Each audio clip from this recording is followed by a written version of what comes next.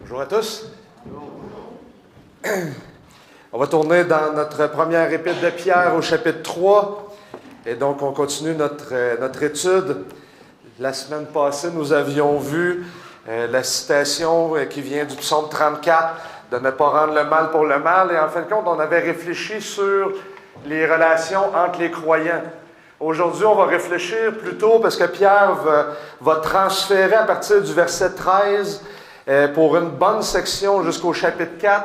Il va nous parler de la souffrance. Donc, comment qu'on devrait agir en fonction de ceux qui nous persécutent, donc ceux qui sont de l'extérieur. Et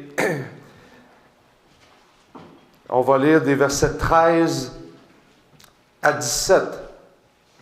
Et j'ai fait lire, juste pour vous mentionner avant, j'ai fait lire les béatitudes. On avait vu la semaine passée que Pierre, il semble vouloir déballer ce que Jésus expliquait dans les béatitudes. On avait discuté sur la paix. Et notez, celui sur la justice est pratiquement, littéralement nommé. Et Pierre va vouloir la déballer. Et donc, on va réfléchir à ça aujourd'hui, en Pierre chapitre 3, verset 13 à 17. Qui donc vous maltraitera si vous êtes zélés pour le bien? D'ailleurs, quand vous souffriez pour la justice, heureux serez-vous. Ne craignez pas ce que les hommes craignent et ne soyez pas troublés, mais sanctifiez dans vos cœurs Christ le Seigneur. Soyez toujours prêts à vous défendre contre quiconque vous demande raison de l'espérance qui est en vous, mais faites-le avec douceur et crainte, en ayant une bonne conscience, afin que là même où on vous calomnie, ceux qui diffament votre bonne conduite en Christ soient confondus. Mieux vaut souffrir en faisant le bien, si telle est la volonté de Dieu, qu'en faisant le mal. Alors, avant de se lancer dans notre étude, prions. Seigneur, c'est avec reconnaissance que je veux ouvrir la parole ce matin. C'est un privilège de pouvoir enseigner, c'est un privilège de pouvoir être enseigné par ta parole. Cette parole où on trouve exactement ce qu'un pécheur tel que moi, tel que nous, a besoin. C'est ta parole qui édifie ton Église. Puissions-nous apprendre à la fois la profondeur de notre méchanceté et la grandeur de ton amour. Une méchanceté dans nos cœurs qui est si souvent trouvée, mais à la fois une restauration offerte par Jésus-Christ. Fortifie notre foi, donne-nous du courage dans l'adversité et donne-nous un cœur révérencieux lorsque tout semble s'effondrer autour de nous. Avec quelle douceur tu peux nous visiter, nous encourager, nous fortifier, nous instruire. Guide-nous dans cette vérité. Consolateur tout-puissant, on veut venir à toi parce que tu bénis. On veut prendre plaisir en toi, dans cette douce communion avec le Père et le Fils et par le Saint-Esprit, notre consolateur. Amen. Alors, j'ai divisé mon texte en 4 qui va suivre la trajectoire de Pierre. On va réfléchir premièrement sur la persécution. Après ça, on va voir que Pierre, il va tirer 2 conséquences de ça, à savoir de ne pas craindre ce que les hommes craignent et de sanctifier Christ dans nos cœurs. Donc, points 2 et 3. Et le 4e, je veux m'attarder sur la conscience. La conscience qui est dans une situation de persécution, de difficulté. Mais commençons par la persécution. Alors, comme j'ai dit, quand on voit, Pierre réfléchit sur une béatitude que Jésus a donnée. En fait, c'est la dernière béatitude qu'on trouve dans Matthieu 5. Et je vous invite à tourner dans Matthieu 5, si vous avez vos Bibles ou vos téléphones. Et je dis la dernière bénédiction, la dernière béatitude qu'on trouve au verset 10. Bon, il y a une chicane parmi les théologiens à savoir si c'est la dernière ou ben non, les béatitudes terminent plutôt au verset 12. Ma position, d'une manière simple, c'est que les béatitudes terminent au verset 10. Et Jésus va enchaîner ensuite de ça, il va reprendre la dernière béatitude pour la développer et enchaîner vers les autres sujets. Et une des raisons principales, c'est que si on lit la première béatitude, heureux les pauvres en esprit, car le royaume des cieux est à eux, et si on prend au verset 10, heureux ceux qui sont persécutés à cause de la justice, car le royaume des cieux est à eux. Alors, il commence et il termine. Et en théologie, on appelle ça une inclusio, c'est-à-dire que ce qui est compris entre, concerne le même sujet. Et ensuite de ça, Jésus c'est quand même intéressant de noter qu'il reprend cette dernière béatitude et il va vouloir la déballer. Et donc, on lit au verset 10, « Heureux ceux qui sont persécutés à cause de la justice, car le royaume des cieux est à eux. » Heureux serez-vous lorsqu'on vous insultera, qu'on vous persécutera et qu'on répandra faussement sur vous toutes sortes de mal à cause de moi.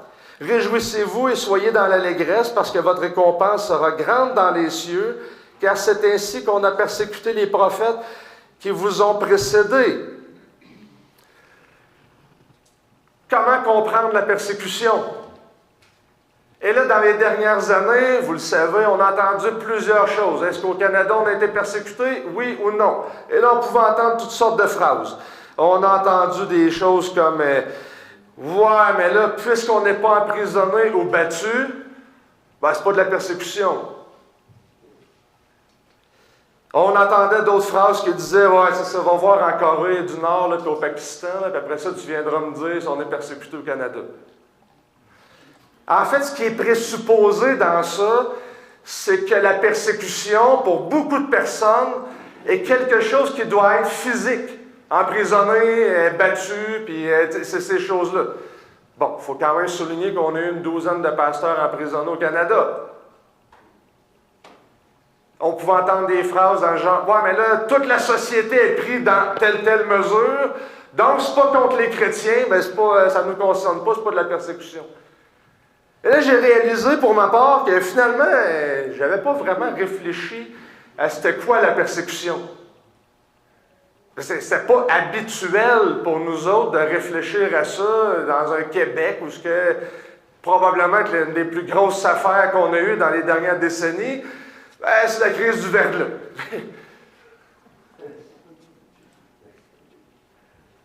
Avant la COVID, je parle.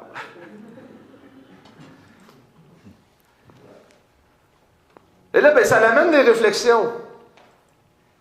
Quand est-ce qu'on doit obéir ou désobéir? Comment être juste en poursuivant le bien? Quand est-ce que c'est de la persécution? Et un paquet d'autres questions. Et là, après ça amène tout l'autre question.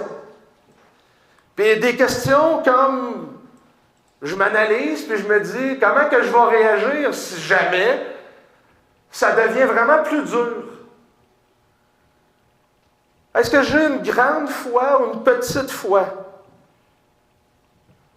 Est-ce que je vais être capable de persévérer à suivre le Seigneur alors que tout autour de moi semble dire que je ne vais pas dans le même sens? J'ai même réfléchi à la question, je vais-tu rester fidèle au Seigneur même si, advenant, c'est pas arrivé, mais que mon Église vienne à plus penser comme moi?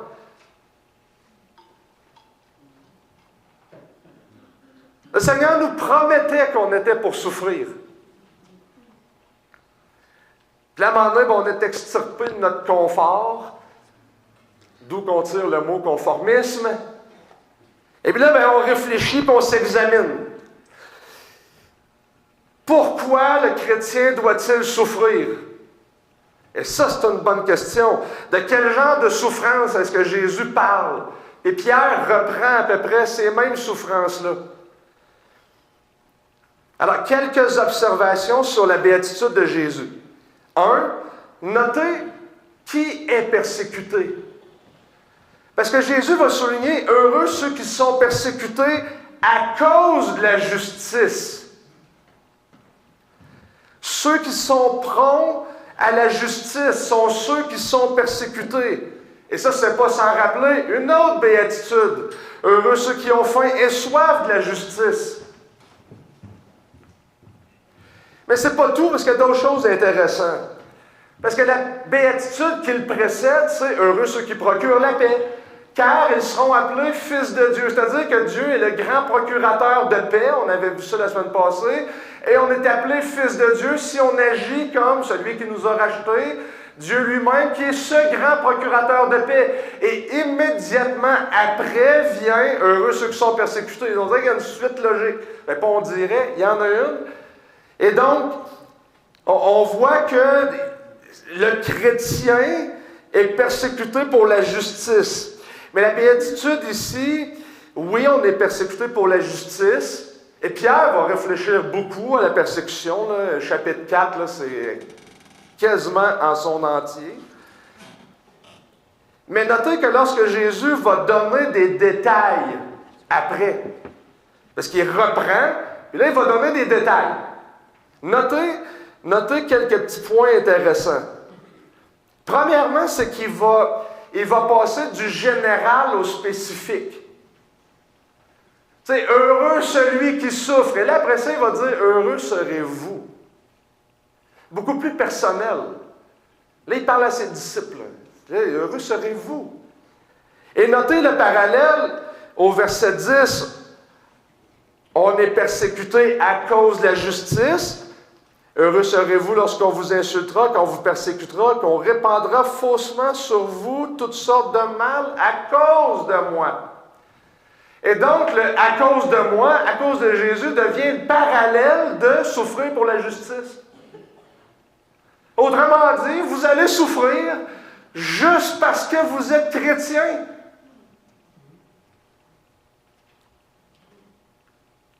Le chrétien souffre d'être chrétien, par le fait qu'il est chrétien. Et souvent, dans la société, le motif est mixte. Je veux dire, prenez, on peut donner des paquets d'exemples partout, toujours, là, mais tu sais, quand l'Empire soviétique est tombé sur les chrétiens, mais c'était pas juste les chrétiens, il y avait les homosexuels, il y avait ci, il y avait ci, il y avait plein de groupes qui étaient ciblés, puis les chrétiens, dans l'eau. On peut penser à Mao Tse-tung, à Hitler, je veux dire, on passe dans l'eau. Fait souvent, dans notre société, le motif est mixte. Mais ensuite de ça, notez le genre de persécution. La persécution n'a pas besoin d'être toujours violente. Heureux serez-vous lorsqu'on vous insultera. Et insulter, ce n'est pas nécessairement manger un coup de poing sur la mâchoire. Parfois ça l'est, ou qu'on va vous persécuter, qu'on répandra sur vous toutes sortes de faussetés, toutes sortes de mal. Alors la persécution peut prendre plusieurs formes. Et donc, c'est une fausse conception de penser que la persécution doit toujours être physique. Les non-chrétiens comprennent ça. J'entends de plus en plus de podcasts, de sociologues, de psychologues qui semblent comprendre qu'il y a une guerre au christianisme en Amérique du Nord. On a un premier ministre canadien et relativement très ouvertement anti-chrétien. Les projets de loi qui sont là, la manière d'amener les projets de loi, la manière... Les sociologues le voient. C'est comme si on veut tellement sortir du christianisme qu'on flush tout. Et là, on est surpris parce qu'il y en a un qui est élu en quelque part, qui lui dit, attends un peu, on va revenir peut-être à nos valeurs qu'on avait avant. Et là, c'est un choc, là. Nos premiers ministres ne comprennent pas. Aujourd'hui, on est plutôt traité d'arriérés. Je veux dire, c'est ça, on est insulté, on est rabaissé. Avant, là, quelques décennies, il y avait une espèce de gloire à aller dans le ministère. Ah ouais, tu deviens pasteur. Aujourd'hui, c'est comme, tu ne sais pas quoi faire dans ta vie. Tu es comme, ok, tu as le choix entre la science et la théologie. C'est comme, là, je vois des sourires, mais juste dire ça, c'est comme, il n'y a plus vraiment. Mais c'est ça, on est dans cette culture-là. Notez aussi la place du persécuté dans le plan de Dieu. Parce que selon Jésus, la persécution marque l'appartenance de ses disciples à un certain courant dans l'histoire de la rédemption, dans l'histoire du salut. Réjouissez-vous et soyez dans l'allégresse parce que votre récompense sera grande dans les cieux, car c'est ainsi qu'on a persécuté les prophètes qui vous ont précédés. C'est-à-dire que, de notre point de vue, Jésus nous aligne avec les apôtres et les prophètes. Heureux ceux qui sont persécutés. Mais il va même aller plus loin. Il va donner un ordre. Réjouissez-vous de ça. OK? Réjouissez-vous de ça. Parce que vos expériences vous alignent avec tous ceux qui vous ont précédés.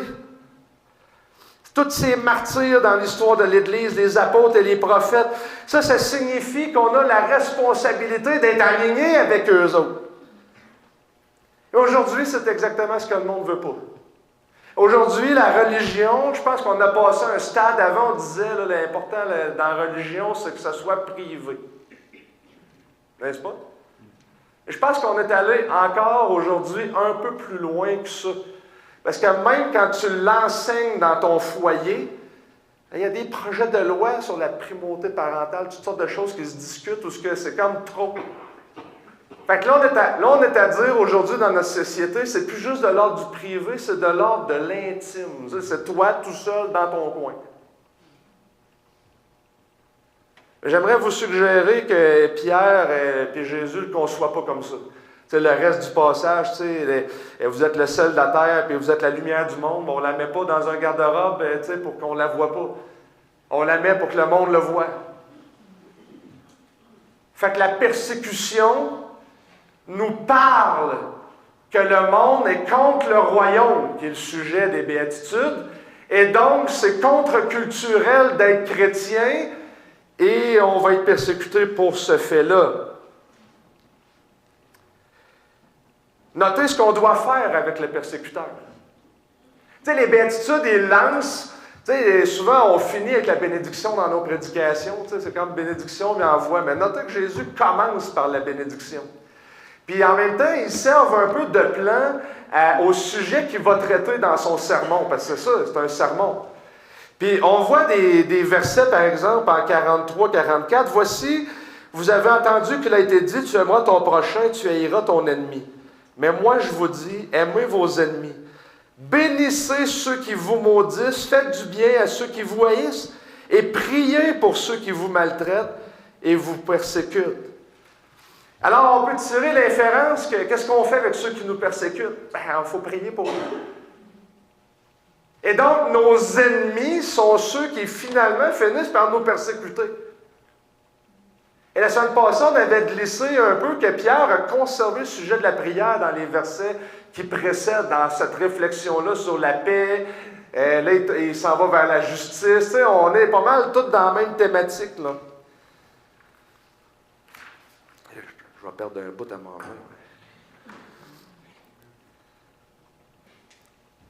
C'est pas ça que Jésus faisait sur la croix. Pardonne-leur, car ils ne savent ce qu'ils font. C'est pas ça que Philippe faisait pendant quasiment qu'il était en train de se faire lapider, de prier pour les autres. Et Pierre va examiner la réponse chrétienne à la persécution. C'est ça son sujet. Alors, il va le traiter avec beaucoup de détails. Allons-y dans Pierre. Qui donc vous maltraitera si vous êtes zélés pour le bien? Bon, littéralement, ce n'est pas toutes les traductions qui le mettent, mais ici, il y a un petit verbe là, qui est dans le grec, là, qui est kai, qui fait une relation directe avec le verset qui le précède. Donc, il faut lire le verset qui le précède. Car le Seigneur a les yeux sur les justes et les oreilles ouvertes à leurs prières. Mais la face du Seigneur se tourne contre ceux qui font le mal. Par conséquent, qui donc vous maltraitera si vous êtes zélés pour le bien? Alors notez, mais la face du Seigneur est contre ceux qui font le mal. Mais il va promettre la faveur de l'Éternel au temps de la fin, à la fin, pour ceux qui sont justes, qui pratiquent, qui sont zélés pour la justice. Et donc, la question rhétorique de Pierre, qui donc va vous maltraiter, il n'est pas en train de dire qu'on ne sera pas maltraité. Si vous faites le bien, bien, vous ne serez jamais maltraité. C'est pas ça qu'il dit. C'est en fait, le point de la ligne de pensée de Pierre, c'est, notez le temps au futur, qui vous maltraitera, en connexion avec le verset qui précède, c'est-à-dire, le point de la question, c'est, ultimement, au jour du jugement, puisque Dieu est favorable aux justes, qui pourra faire quelque chose contre vous? Donc, il y a quelque chose qui est de l'ordre, on dirait, eschatologique, qui est de l'ordre du futur, qui pointe vers l'avant. Alors, le terme zélé, évidemment, fait référence à une poursuite ardente et face à la persécution. Et là, notez que, je le redis, Pierre n'est pas en train de dire que, qui va vous persécuter. Non, vous ne serez pas content, là, parce qu'après, on le sait qu'il y a tout un courant de théologie qui, tu vis des difficultés dans ta vie, puis il y a du monde qui te persécute. C'est parce que tu dois faire mal. Tu dois faire le mal, c'est sûr. Regardez les amis de Job. Job, c'est sûr que tu as fait quelque chose. Ça te tombe comme une plaie dessus, puis Mais l'erreur, c'était de penser qu'il y a nécessairement un jugement à cause que vous avez fait quelque chose de mal. Des fois, tu souffres juste parce que tu es chrétien. C'est ça la béatitude. Et on va être heureux ou béni pour ça. Notez ce que Augustin disait. Si tu aimes le bien, tu ne souffriras d'aucune perte, car quoi que ce soit que tu puisses perdre en ce monde, tu ne perdras jamais Dieu, qui est le vrai bien. C'est ça le point de Pierre ici. Et là, après ça, il va tirer deux implications ou conséquences qui est exprimées par des impératifs. Ne craignez pas ce que les hommes craignent, mais sanctifiez dans vos cœurs Christ. Alors, ne craignez pas ce que les hommes craignent. Puis là, je le sais que c'est un passage, là, si vous aimez l'apologétique, là, le verset 15, là, il est très connu dans les églises. Soyez toujours prêts à vous défendre. Puis là, il y en a beaucoup qui utilisent ce verset-là pour faut étudier, puis il faut... Mais notez qu'en fait, c'est une citation de Isaïe, chapitre 8. Isaïe, chapitre 8, versets 12 et 13. Et là, vous pouvez mettre un doigt entre les deux. Je vois que tout le monde a sa Bible en train de tourner, mais c'est bon d'avoir une Bible pour l'avoir visuelle. Isaïe 8, 12. Vous n'appellerez pas conspiration tout ce que ce peuple appelle conspiration. Vous ne craindrez pas ce qu'il craint, et vous ne le redouterez pas. C'est l'Éternel des armées que vous devez sanctifier, c'est lui que vous devez craindre, c'est lui que vous devez redouter. Alors, il sera un sanctuaire, mais aussi une pierre de malheur, un rocher qui fait trébucher pour les deux maisons d'Israël, un filet et un piège pour les habitants de Jérusalem. Beaucoup d'hommes y trébucheront et tomberont et se briseront. Ils seront pris au piège et capturés. Isaïe, ici, dans un passage assez personnel, se fait demander d'aller dire au peuple de ne pas craindre ce que les autres craignent. Il y a des conspirations qui entourent Jérusalem et la ville. Et puis là, le monde a peur. Puis Isaïe leur dit, c'est pas de eux, il faut que vous ayez peur. Et là, Isaïe va tirer deux conséquences de ça. Il va dire, premièrement, que l'Éternel est un sanctuaire pour ceux qui regardent saints, ceux qui ont la crainte de l'Éternel. Et la deuxième conséquence, il va dire, mais il est un rocher de scandale qui fait trébucher pour les deux maisons d'Israël, un filet pour les habitants de Jérusalem. Notez que la deuxième Pierre l'a cité au chapitre 2, verset 8. Où ce qui dit qu'on a un solide fondement qui est Christ, la pierre angulaire, puis il va citer ce passage-là. Ben, il va détailler Christ qui est le rocher de scandale.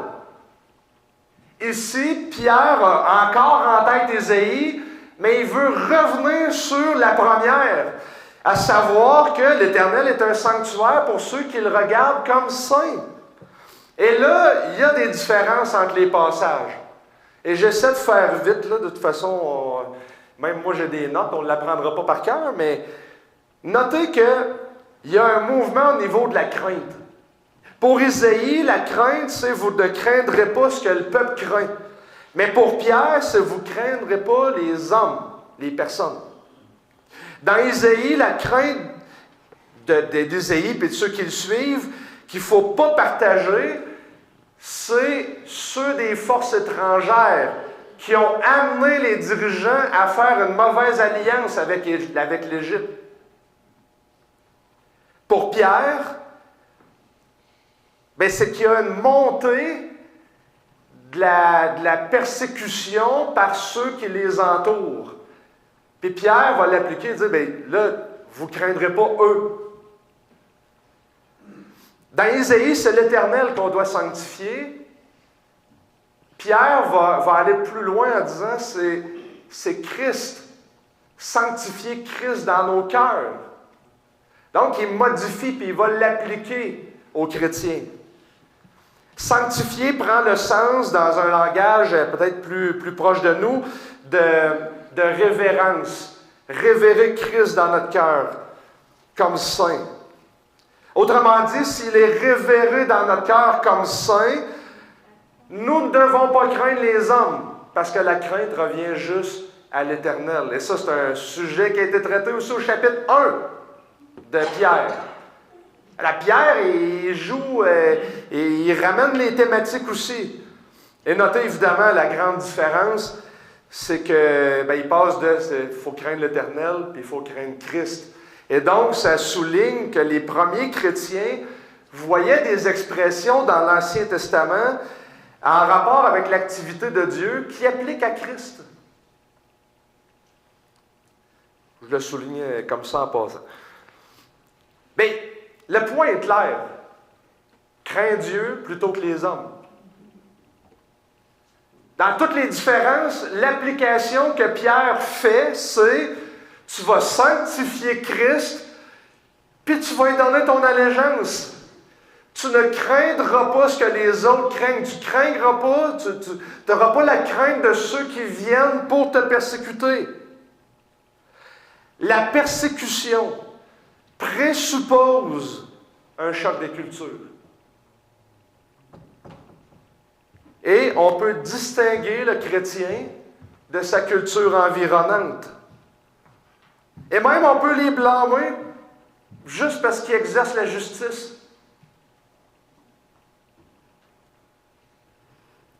Ça me vient comme ça, j'ai un de mes amis qui est pasteur d'une église, il est gardien de prison.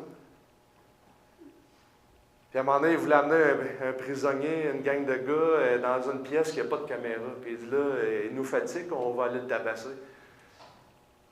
À un moment donné, lui, il dit, moi, je ne participe pas à ça. C'est pas juste ce qu'on fait. Fait que ses collègues ont porté plainte au syndicat. Le syndicat, il a tapé ses doigts parce qu'il n'a pas été solidaire avec ses collègues.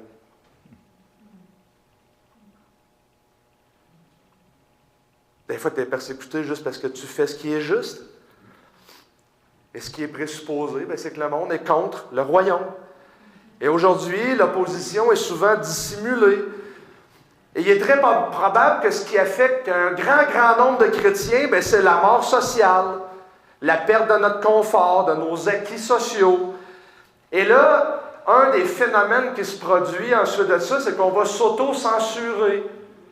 On ne dira pas des choses contre telle chose dans la société, parce que si on dit ça, là, on va être étiqueté, puis le syndicat va venir, puis le patron, puis là, évidemment, il faut que tu signes une décharge qui dit que c'est l'inclusion, machin, truc, muche, que tu peux, et là, OK, c'est peut-être, et là, on est dans une société de compromis. Conforme-toi. Puis aujourd'hui, je veux vous encourager. Prenez courage. Vous n'êtes pas comme le monde. Vous serez persécutés.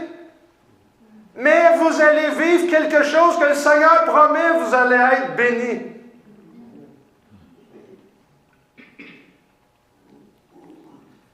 Deuxième, sanctifiez Christ dans vos cœurs. Alors, la première partie du verset, on voit, mais sanctifiez Christ dans vos cœurs. La première responsabilité dans le fameux domaine qu'on appelle l'apologétique, la défense de la foi chrétienne. La première chose que Pierre dit, c'est « ton cœur est important ». Ça concerne ton cœur.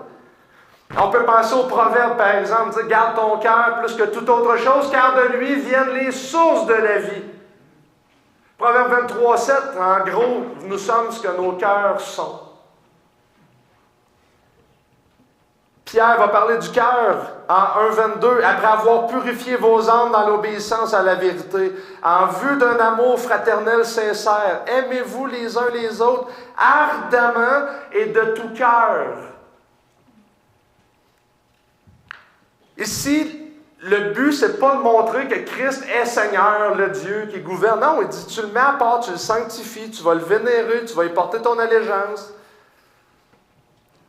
Mais le cœur, c'est l'organe spirituel d'où va finalement, si je le dis simplement, émaner tous nos comportements après. Si nous sommes ce que nos cœurs sont, mais vous allez agir en fonction de ce qu'il y a dans votre cœur. C'est de l'abondance du cœur que la bouche parle. Et là, on peut en citer beaucoup, là. La priorité du cœur, sanctifier Christ comme Seigneur, c'est le mettre à part. Se consacrer à lui dans un acte de dévotion. Et ensuite, il va dire, soyez toujours prêts à vous défendre contre quiconque vous demande l'espérance qui est en vous. Et là, il y aurait beaucoup de choses à dire, puis j'en souligne seulement 4. 1. Exposer un message à travers une vie transformée par ce même message. Sanctifiez Christ dans vos cœurs. Il faut que les babines suivent les bottines, comme on dit au Québec. La vie intérieure qui se répercute. Vous allez gâcher votre témoignage si ce que vous dites ne suit pas ce que vous faites. 2. Étudier ou planifier une communication. Et dans le contexte ici, c'est probablement qu'il est en train de dire, bien, si on vous amène en cours ou devant un tribunal, soyez prêts à vous défendre et à expliquer. Pourquoi que vous agissez comme ça? Pourquoi que vous faites la justice? Puis pourquoi qu'à tel moment, bien, pratiquer la justice nécessite qu'à un moment donné, tu ne feras pas ce qui est injuste, mais qui, pour le monde, ça devrait être la chose à faire. Mais soyez prêts à vous défendre, planifier une communication.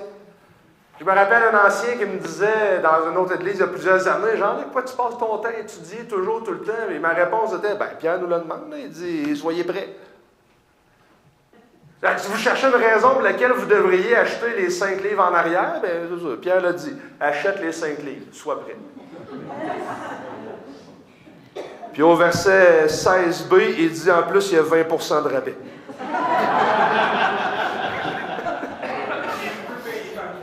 Puis tu peux payer, ouais, ça c'est le verset 18, tu peux payer par carte.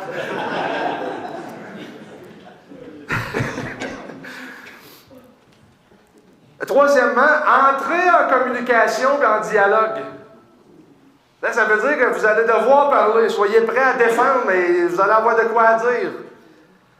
Et trop souvent, on pense l'apologétique en termes d'arguments. Puis probablement, je l'ai déjà raconté, et je vais la raconter. Avec ceux qui l'ont déjà entendu, vous pouvez dormir. Mais il est arrivé que je débattais avec quelqu'un qui...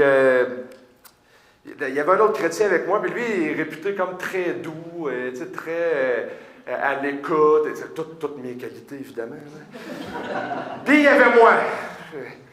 Fait que, mais mon problème, c'est qu'à un moment donné, quand on pense en termes d'arguments, aussitôt qu'elle commence à parler, ben, je sais où ce que ça finit. Fait que moi, écoute, je t'ai complètement démoli avant même qu'elle puisse arriver au bout de son raisonnement. Puis à un moment donné, elle m'a regardé, la personne, puis elle dit, écoute, Jean-Luc, elle dit, en fait, j'aime mieux parler avec lui. Parce qu'elle dit, tu me fais peur. OK, OK, pourquoi? Là, j'étais un peu surpris. Elle dit, c'est parce que lui, je sens qu'il m'aime, pas toi. Oh! Et là, j'ai réalisé, en fin de compte, qu'à ce moment-là, mes arguments dressaient un mur plus que ça l'aidait. R.C. Sproul racontait un petit peu la même chose aussi, mais avec un professeur de philosophie. Le prof de philo, il pose une question, puis R.C. Sproul, il est parti, puis il dit « Let's go ». Il répond à la question, puis à la fin, puis son prof, c'est un érudit, puis il dit, son professeur le regarde, puis il finit par lui dire « Écoute, je pense que je ne suis pas prêt à débattre avec toi, tu ne l'as pas. » Fait que là, il dit, je réfléchis, là, je vous résume l'histoire. Fait que là, Sproul, il réfléchissait à ça, puis à un moment donné, il a réalisé que c'était certainement pas à cause des arguments. Le gars, c'est un érudit. Mais il est en train de mettre le doigt sur mon attitude qui n'était pas bonne. Que je l'ai pris comme un défi, puis j'ai tellement démoli ses arguments qu'il dit, en fait, je ne veux juste pas discuter avec toi. Fait qu'à un moment donné, on réfléchit là-dedans, puis on se dit, ben coudonc, être pertinent selon le contexte, c'est pas seulement vivre d'une manière conforme à ce qu'on dit, mais c'est jamais moins que ça. Il y a un évangéliste qui disait, il y a 5 évangiles, Matthieu, Marc, Luc, Jean, puis le chrétien. Et souvent, il y en a qui liront jamais les 4 premiers. Puis il conclut en disant, évidemment c'est une image, mais il conclut en disant, l'évangile est vu avant d'être entendu. Tu sais, ça challenge un peu. Et en fin de compte, Pierre nous dit, faites-le avec douceur et crainte. Alors évidemment, j'ai eu un échec sur cette discussion-là. J'ai appris à la dure, parce que je me l'ai fait dire une deuxième fois plus tard. Ben, tu sais, comme quoi que je suis lent à comprendre. Puis aujourd'hui, je réfléchis à ça, puis je me dis, c'est vrai que la douceur, elle a sa place. Puis la crainte ici, faites-le avec douceur et crainte, mais Pierre vient de détailler que la crainte vient à l'Éternel seul. Si tu révères Christ comme Seigneur dans ton cœur, tu vas le prendre avec douceur et d'une manière conséquente, pas d'une manière orgueilleuse. Et donc, un débat apologétique n'est pas juste un argumentaire. Notez aussi, quatrièmement, que Pierre, il choisit, tu sais, parce que des fois, il dit, soyez prêts à défendre votre foi. C'est pas ça que Pierre dit. Il dit, soyez prêts à défendre l'espérance qui est en vous. Quelle espérance? Combien de chrétiens j'ai entendu me dire, ouais, tu sais, moi, j'en ai que je suis pas comme toi, j'ai pas, tu sais. Là, Pierre dit, défends l'espérance. Quelle espérance?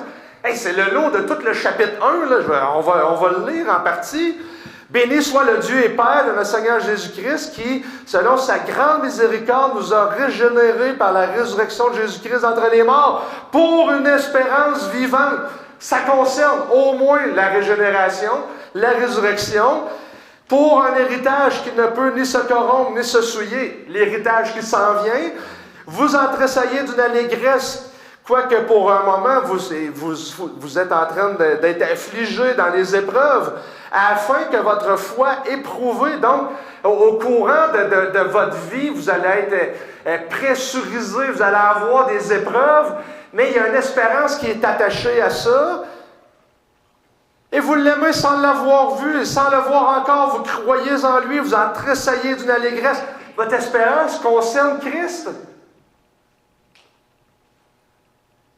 Quand j'entends un chrétien me dire, je ne sais pas trop quoi dire, ben, lis au moins 1 Pierre 1. Mais c'est vrai.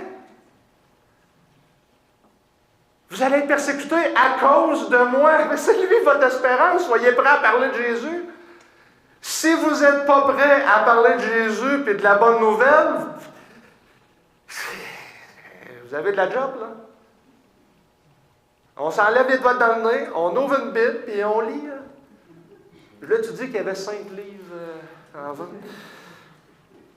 Mais peu importe la manière qu'on l'apporte, il y a plusieurs méthodes, là, tu sais, en 5 points dans Romains, dans Jean, et tout ça. C'est pas grave.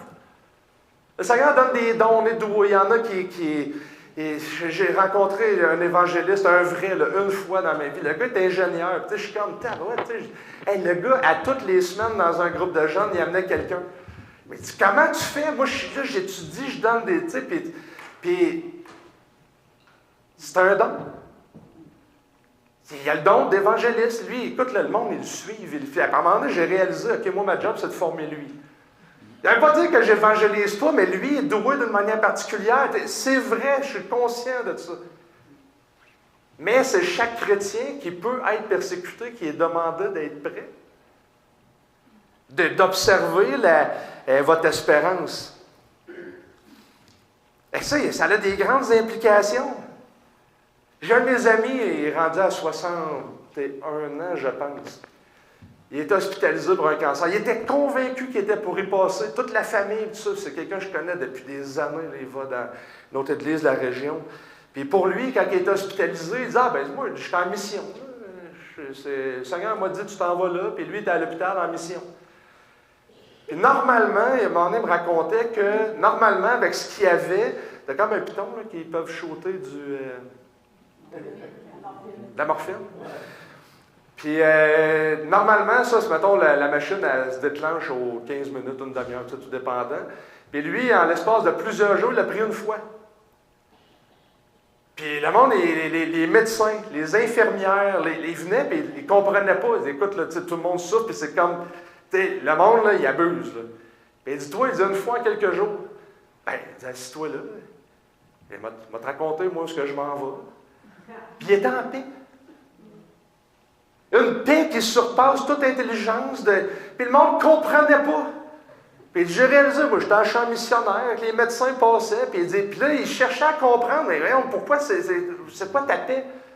Hey, je vais vous parler de Jésus. Puis il était sur son lit d'hôpital. Finalement, il s'en est sorti vivant, mais je pense qu'il a passé à peu près, à un moment donné, il riait, puis il disait, je pense que j'ai vu pas mal tous les médecins de l'hôpital. Puis un bon paquet. Mais c'est ça. Il était prêt. Le Seigneur a donné une grâce, il a ouvert les portes.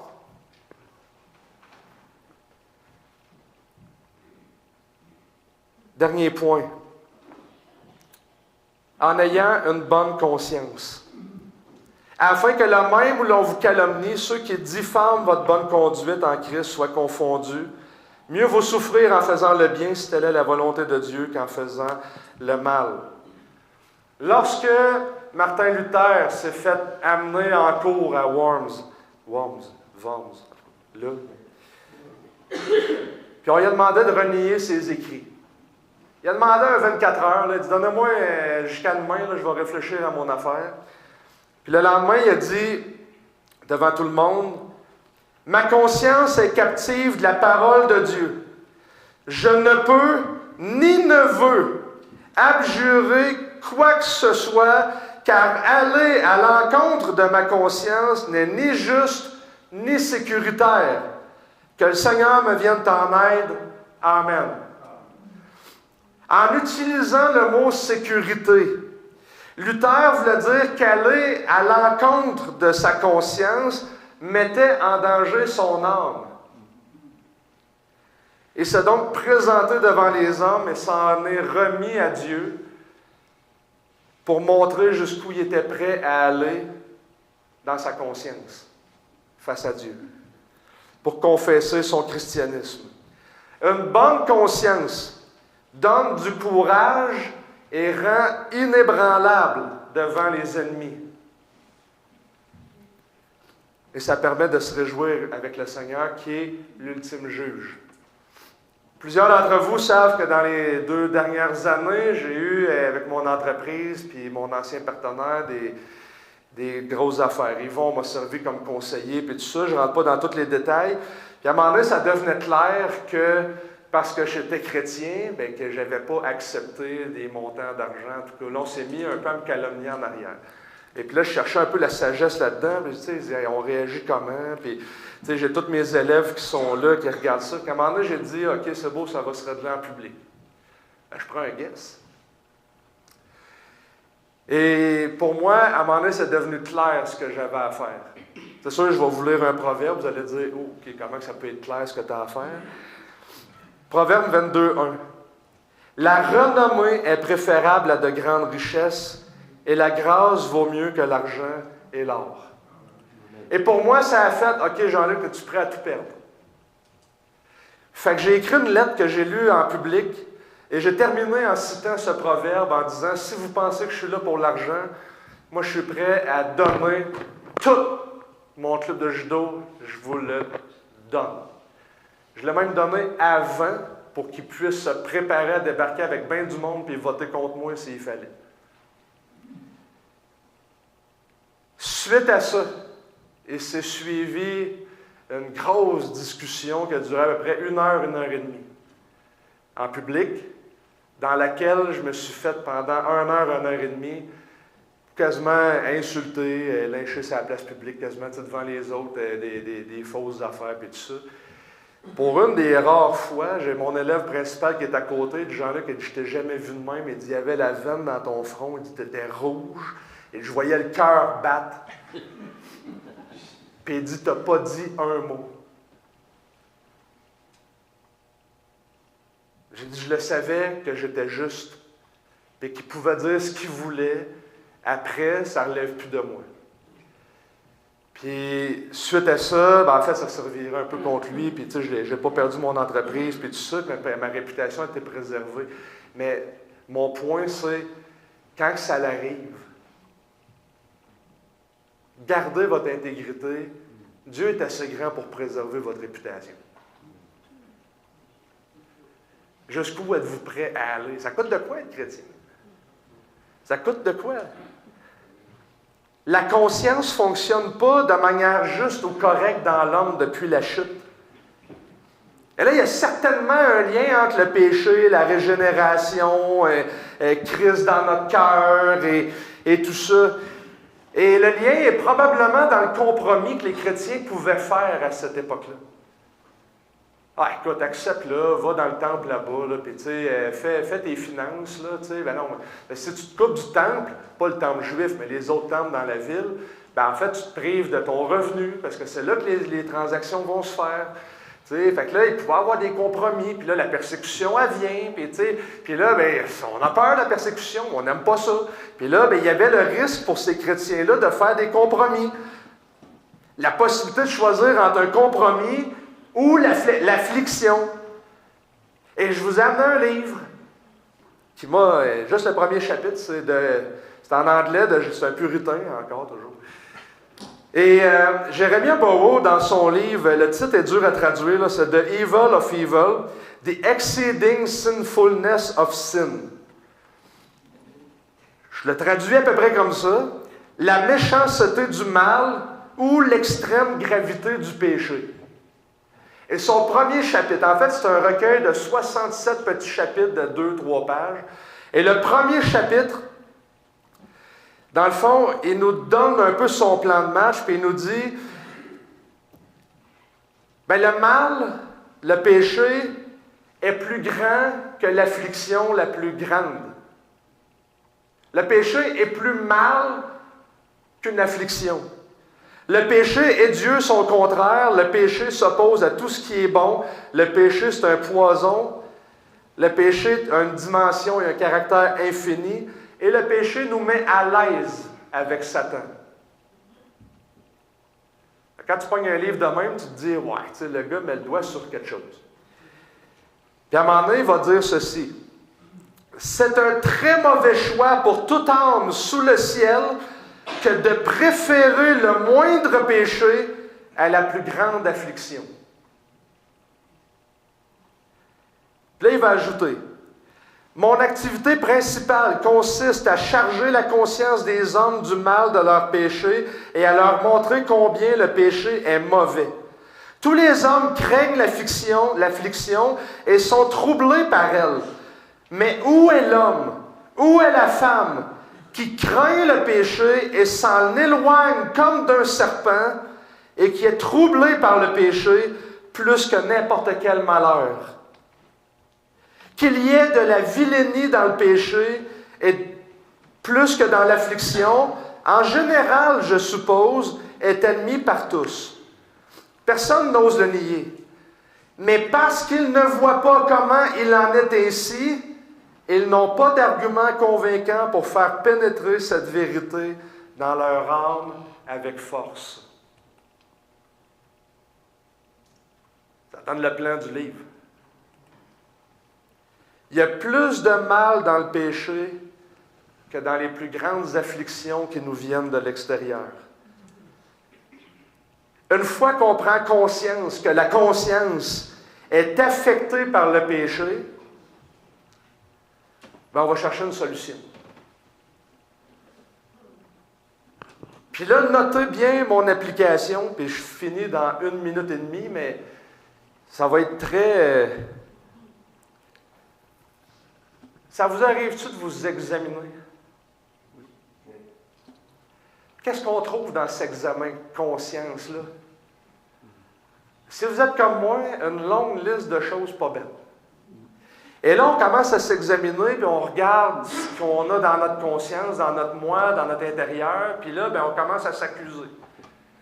Puis il y a des personnes qu'on pourrait qualifier pratiquement de morbides, là, qui pratiquent des examens de conscience d'une manière tellement démesurée qu'ils s'enferment dans des ruminations quotidiennes qui les découragent et les amènent en dépression spirituelle ou en dépression même. Puis la dépression physique, c'est pas juste la cause spirituelle, mais ça peut en arriver jusque-là. Ça peut, je ne dis pas que c'est toujours comme ça. Mais à vous tous, je veux vous dire ceci. N'oubliez pas une chose, ça ne sert à rien de s'auto-examiner jour après jour après jour en dehors de Christ et de l'Évangile. On ne peut pas divorcer notre examen de conscience d'au moins 3 choses. La parole de Dieu, qui fournit le terrain adéquat pour que vous puissiez vous examiner. Deuxième chose, du Saint-Esprit qui vous guide et vous convainc et vous console. Et enfin, de Jésus-Christ. Et ça, c'est mon grand conseil du jour. Pour chaque regard que tu portes sur toi-même, prends-en 10 sur Christ.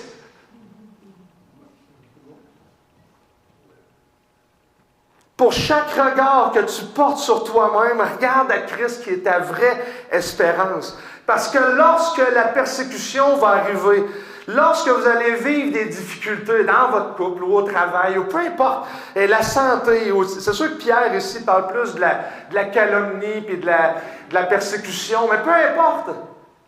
Lorsque ça va venir, ces temps difficiles-là, et qu'on va demander l'espérance qui est en vous, demandez-vous à vous-même, c'est quoi votre espérance?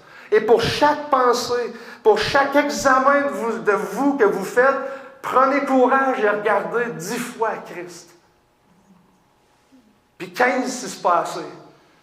Et si vous êtes comme moi, j'espère que j'ai compris, je pense en partie dans ma vie, qu'il faut que je passe plus de temps à étudier Christ que juste de me disséquer toujours tout le temps. C'est important de le faire. C'est important de le faire. Mais la fontaine de grâce de la vie chrétienne provient de Christ, pas de votre auto-examen et du jugement infini que vous allez porter sur vous autres-mêmes. Richard Sibbes disait, un autre puritain, il y a plus de grâce en Christ que de péché en vous. Portez vos regards sur Christ. Et ça va vous donner du courage dans une bonne conscience, d'avoir une bonne conduite et en souffrant pour la justice, en souffrant pour Christ. Prions.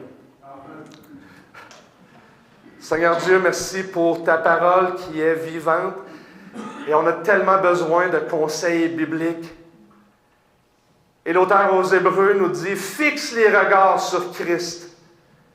Et on peut s'en réjouir que vous nous avez présenté Christ à la vue du monde, dans sa grâce, dans la paix qu'il accorde, dans sa justice qu'il exerce, dans son amour qu'il pourvoit. Et on veut tellement s'attacher à toutes ces choses en Christ. Et Seigneur, je te prie pour mes frères et sœurs dans cette Église qui vivent des découragements. Éclaire-les avec les yeux de l'Évangile.